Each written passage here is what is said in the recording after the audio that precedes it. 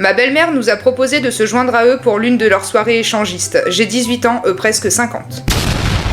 La belle famille! Mon ex-belle-mère m'a souhaité la mort car j'avais décidé d'enlever les chaussures de mon bébé, sa petite fille, chez elle pour la laisser marcher.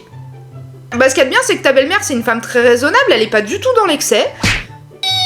Ma belle-mère a décidé de la date de mariage avec mon père. Elle a choisi le jour de l'anniversaire de ma mère. Bah c'est complètement con! À chaque anniversaire de mariage, elle va penser à ta mère, elle est un peu con, non?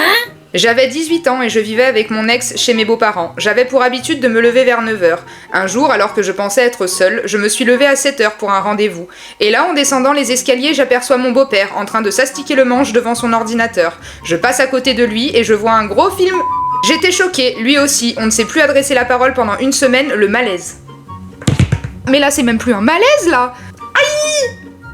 Ça doit te hanter.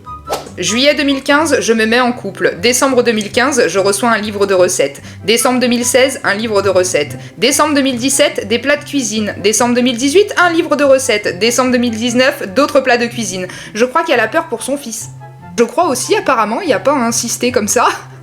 J'espère que tu aimes cuisiner, sinon ça peut faire des bons cale-meubles.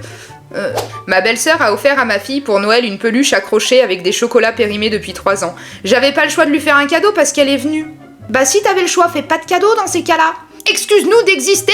Ah.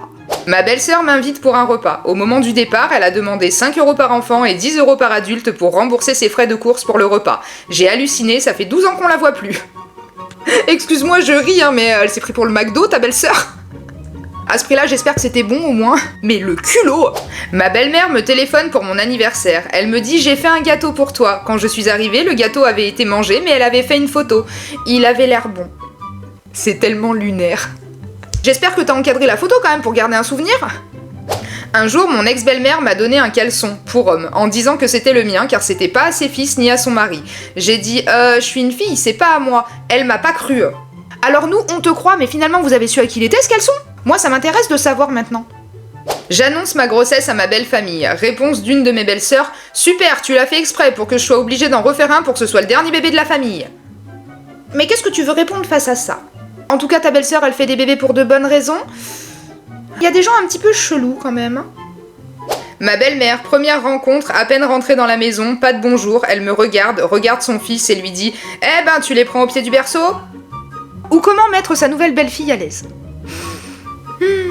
Alors c'était pas prévu qu'il y ait encore un épisode sur les belles familles, mais vous êtes des dizaines tous les jours à continuer de m'envoyer vos histoires.